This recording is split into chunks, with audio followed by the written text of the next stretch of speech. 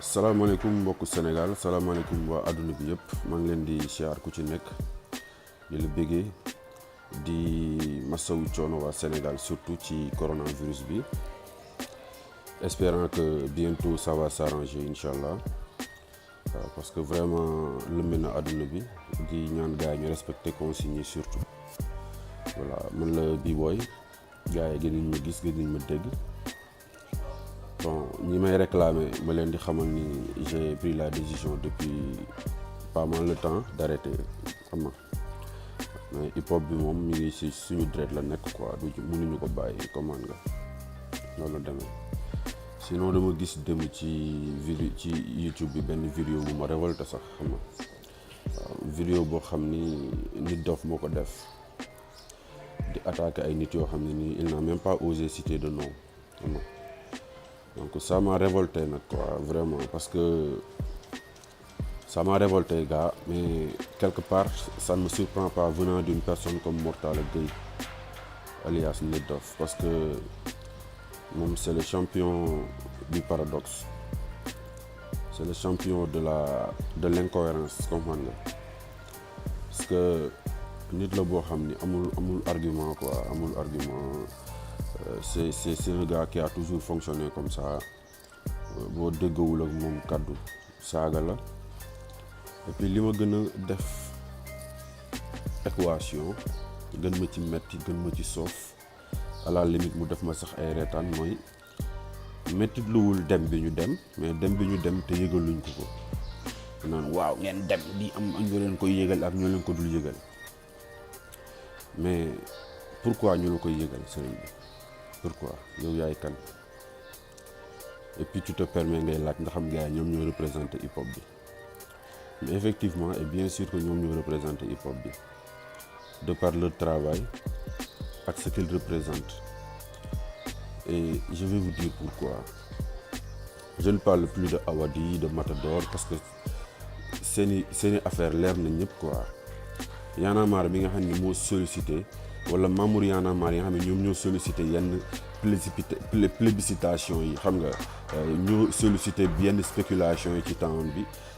voilà parce que ñu bëri dañuy toog seen koñ après ne voilà Y'en a marre léegi waxatuñu dara parce que dañoo lekk xaalis dañoo laal xaalis léegi tak genre Nit Doff bi dañu ne voilà ça c'est le bon moment pour attaquer gars yi quoi comment nga parce que quelqu'un qui cherche à se placer au-dessus comment xam nga noonu la demee quoi mais dama leen di delloowaat en 2012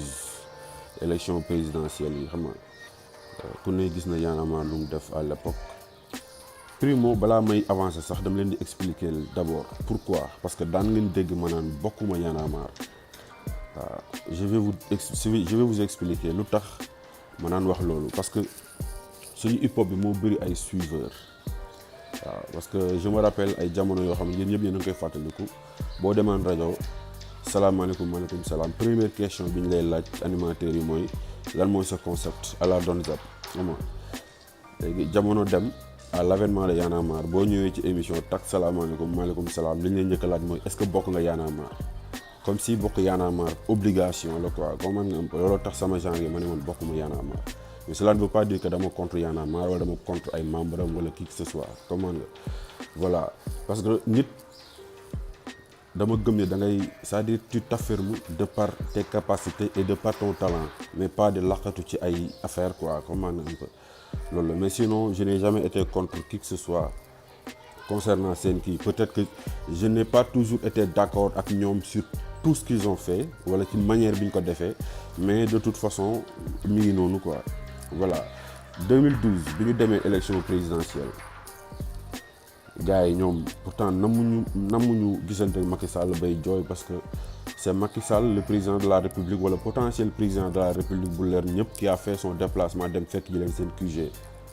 ñu waxtaan ak moom digg ak moom ay digg bi mu demee ñu jàppale ko mu dem élection gagné pourtant il les a appelés ñeen ñëpp xam ngeen ci dara woo leen proposé leen ay postes gars yi bañ man j'ai même critiqué Simon ne ko li ngeen def fuite de responsabilité la parce que da ngeen di calculer peut-être éventuel échec buy am suba pour ñu bañ leen boole ci bilan bi quoi xam nga même bu fekkonte ne ay poste sax député à l'Assemblée nationale comme que da ngeen mën a kaas rek ngeen dem foofu assemblée nationale moom mooy symbole démocratie ci am réew ngeen kaase ko foofu. Mais non gars ils avaient une vision plus large, ils avaient une vision plus loin mooy dañu soxla woon loo xamante ne nii mooy conséquent et que rapport bu nekk wala képp ki acteur ci culture urbaine yi nga mën ci retrouver wu nga mën ci gis sa bopp. Comment dire un peu peut-être bu dul ñëpp tamit mu am ñu bari ñoo xam ne dinañ ci bénéficier wu. Et du coup loolu moo indi ñu jël Gassira Diagne yóbbu ko ministère de la culture mu nekk fa attaché chargé lépp luy jëm ci culture urbaine au Sénégal surtout. Et c'est ce qui a poussé Khalifa Sall aussi à créer MCU de Ouakam mu jël 50 millions teg ko ci kaw table bi pour gars yi ñëw ñi nga xam ne dañuy def ay activités allant dans le sens des cultures urbaines ñuy defee seen activité au niveau du département de Dakar ñu déposer seeni projet su ko defee bu génnee bu fekkente ni projet bu satisfaisant la gars yi financé la.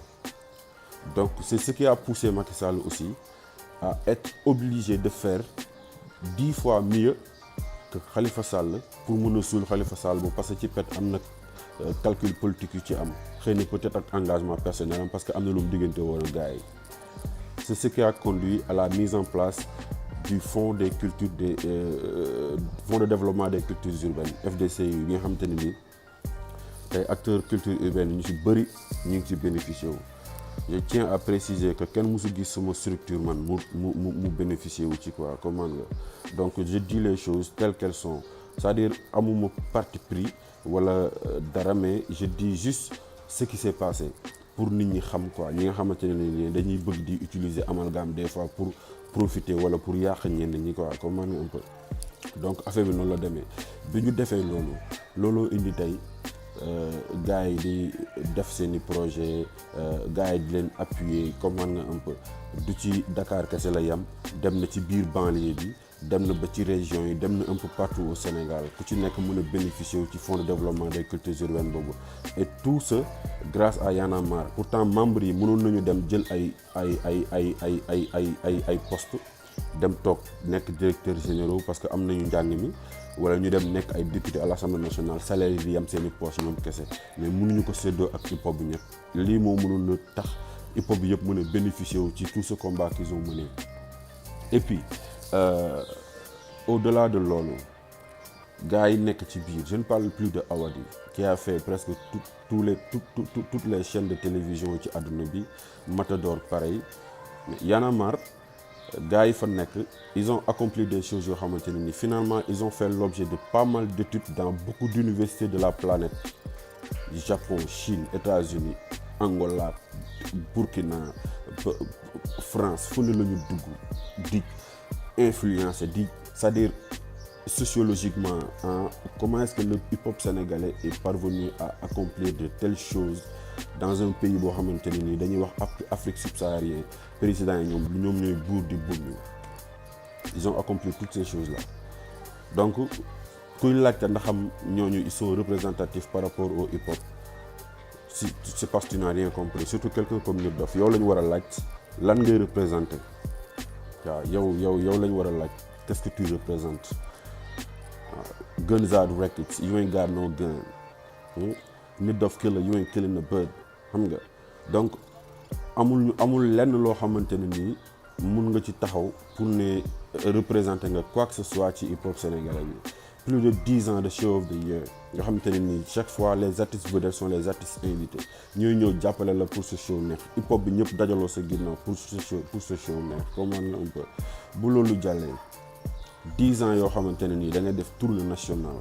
benn yoon ngeen fi mës a am sponsor vous avez même eu du mal à percevoir votre argent xaalisu sponsor bi parce que c'est un manque de professionnalisme léegi bu loolu jàllee année yi nga def yëpp 10 ans show of the year tournée nationale sans sponsor mais Serigne yow foo jëlee xaalis question bi c'est-à-dire la meilleure question mooy fan ngay jëlee xaalis ñëw toog fii di sóob di fen ay voilà ñun hip hop bi la ñu gëm sama xaalis boobu noonu nañ ko jël sama wàll kon da nga am wàll c'est-à-dire tu crées benn amalgame boo xam te ne yow tu n'as absolument rien compris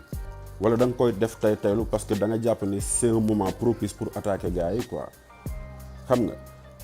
xaalis boo xam ni ça n'a rien à voir ak hip hop gouvernement yi ci àdduna bi yëpp dañu jël décision ne puisque coronavirus bi dafa commencé di propager wu ci àdduna bi mieux vaut moo ñu tëj seeni frontières d'abord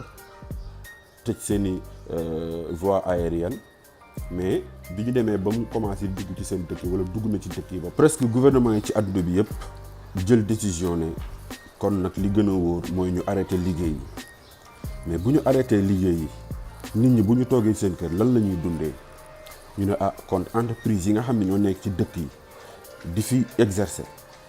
bu ñu toogee ñoom sax déjà du ñu yëngu mais seen travailleurs yi tamit du ñu mën a yëngu te ñu ngi leen bëgg a toogloo seen kër yi léegi nañu fexe artistes yi nga xamante ni dañu amoon ay date te jotuñu ko def loolu blocage la te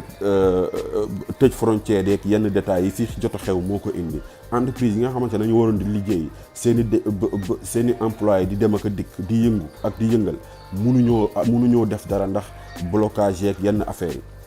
mais ñu ne léegi entreprise bu ci nekk acteur culturel bu ci nekk lépp li nga xamante ni war nga ko def ci activité bi au courant de ce mois wala yii di ñëw nii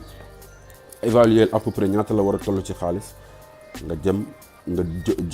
déposer ko au niveau du ministère de l'action sociale su ma juumul su ko defee ñoom ñooy xool nan la ñuy fexe pour jëm la compenser dara parce que puisque les gens sont en chômage partiel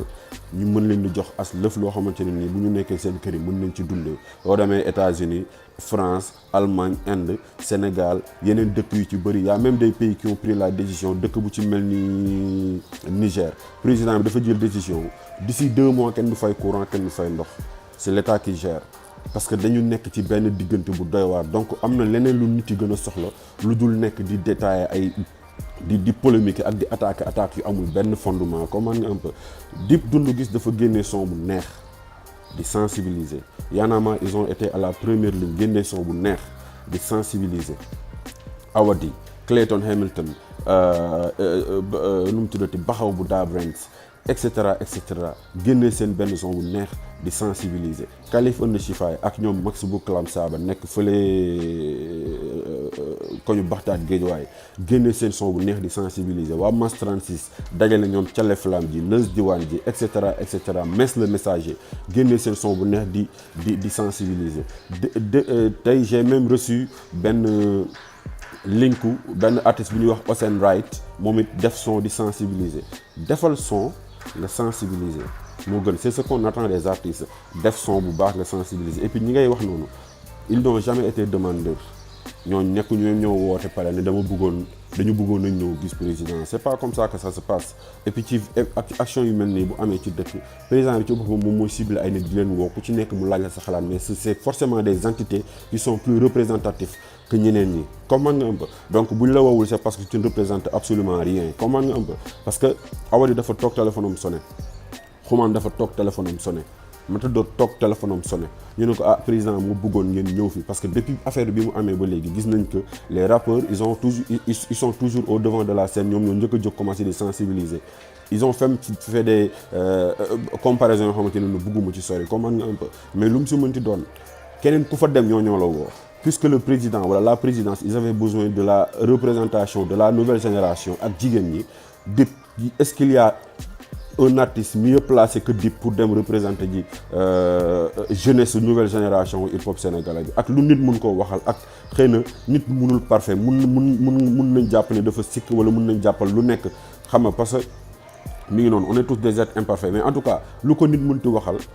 nangul ko talent am amul benn moroomam ku ko dàq rap amul benn moroomam ku ko gën a dégg musique comment nga ko donc il est te amul ku ko ci gën a féete kaw ci wàllum aura notoriété ak succès donc c'est très normal que mu dem foofu noonu OMG c'est ce qui explique sa présence kullu kuy jigéen kuy rap ci Sénégal fii réew mi moo la man képp kuy rap nag laa la wax fii Sénégal moo la man képp ku ciy wëy ci milieu urbain bi moo la man léegi est-ce que da ngeen gis ku mieux placé que OMG pour dem représenter jigéen ñi ci biir hip hop bi donc on a besoin de la crème sëriñ bi donc il faut que yow nga ressaisir Nit Doff il faut que nga ressaisir quoi bàyyi amalgame bi ak ay tooñ attaqué ñoo xamante ne ni defuñu la dara attaqué Mass Black Diamond attaqué fii Rosso attaqué Canabasse saaga keneen ak keneen man sax mos nañu wax téléphone mu saaga waaw man ñoom malal ñooñu ngay joteel man du bokk ma ak ñoom man suñ ma fontooy damay nangamtaan seen ndey xam nga ma laa Ismaïla Talla defal la njaan defal la son attaqué la soos bu baax sax mais yow yaa ci wis ndox mu sedd defoo ci mami comprendre nga donc automatiquement je me suis dit mais le gars là pourtant waxuma woon lii de mais nag je retiens quoi na xam nga fi ma waxee donc il faut que nga ressaisir quoi depuis que le hip hop au Sénégal yow da nga dawoon dem kaaw fii ngay toog léegi di fen ay waaw gars yi ñun gëmuñu rap kaana ñu rap Galsen la ñu gëm waaw ñun dañu war a rap bu suñu dëkk soxlawuñ muy génn ci dëkk bi te yow nga dawoon dem kaaw dem liggéey kenn xamul loo doon liggéey parce que yow ça di genre xamuñu man musuma dégg fu ñu ne kii day def concert bu mag dañu woo Nit Doff moom mooy artiste vedette bi fay nañ ko 2 millions wala 5 millions I never hear that donc xam nga fi ma waxee donc man à chaque fois damay gis rek yow rek yaay teg say concert mi xamuñu fu ngay jëlee xaalis donc loolu mooy question bi ñu la war a laaj sax ma fi ma waxee ba donc il faut que nga arrêté li nga bëgg ci hip hop bi nga ñëwee ba tey amuloo ko mais gis nga gëm yàlla jeexul sëriñ bi yàlla jeexul waaw man si militant au premier heure Africulture Band laa bokk mosuma ci bénéficier wu dara mais du moment où am na ñeneen ñu ci bénéficier wu man je suis coulant ji hip hop bii nekk Géejawaay bañ ci sampoo ba tey mosuma fa bénéficier wu ci dara mais du moment où am na ñeneen ñu ci bénéficier wu man je suis coulant parce que ku ci nekk am na par force foo xamante ne ni fa la say bagage nekk da ngay dox sa dox ba ñëw jàkkaarloog moom ne ko ciix téye kalaakulli àll parce que am na loo xamante ne ni nit mënu ko xañ moroomu nitam mënoo ko xañ sax sa bopp ba di ko xañ sa moroomu nit donc fu yàlla fi muy defaree yàq yeggu fu quoi donc nga gëm yàlla comment nga et puis nga liggéey artistiquement te nga fexe ut entourage boo xamante ne nii du ñu nekk plus ay cogg que ay collaborateurs quoi xam nga fi ma waxee donc c'est ça tey si tu te permets di attaquer ay gars yoo xamante ne nii tu n'oses même pas citer leur nom c'est parce que da ngaa ko yeewuwuloo waaw dama lay ñaan nag nga dolliwaat nga ressaisiru nga bàyyi ëppal bàyyi nit yi ngay attaqué te defuñu la dara xam nga li mu la wax bu baax show love kii tey suba nga saaga wala nga saaga nit tey suba nga show ko love attaqué nit tey suba nga show ko love comment nga duma jouer ci concert parrainage benn boy Bril Fight for teg na fii show parrainé ma ko man Gaston ak benn grand homme nga ni doo jouer son concert bu ñu parrainé Karbala teg show fii Derklé man ak moom pourtant dafa am ku ko parrainé am na ñum ko parrainé nga ñëw jouer donc il faut nga ressaisir xam ni genre le monde ne tourne pas autour de ta petite personne quoi gars yi ñoo la ëppum njàng gën la yeew ëpp la ouverture d'esprit parce que nit boo xam te ne nii koo déggawul da nga koy saaga rek kooku boo bëggee avancer doo nit du avancer noonu quoi comment nga donc il faut que nga ressaisir te nga xam ne nit ñi yow moomoo leen yow moomuloon nit ñi quoi comment nga un peu voilà dil bi loolu la parce que guddi yuñ toll nii même mbay peex mi nga xam ne nii bu doon dëkk bi yoon mi ngi fiy dox ñi ngi respecté yenn valeurs yi ba tey moom dañ ko waroon a interdire prise de parole en public warul dem sax ci wax ci rajo wala wax ci télé quoi donc segam kooku moo dem ci palais ba di yóbbu xalaatam waxuma la ñi nga xamante ne ni ils ont fait leur preuve que ce soit muy Awadi que ce soit muy Matador que ce soit muy waa Y'en a marre que ce soit muy képp koo xamante ne Dip dem nga fa Dip dafa def ay preuve am dàq rab ku la dàq rab OMG en tant que jigéen boo leen defoon son bu defaral la bagage man animateur bi sax bu ñu defoon featuring ma jàngal la rab billaahi wallaahi donc il faut que ça cesse da nga téye sa làmmiñ bi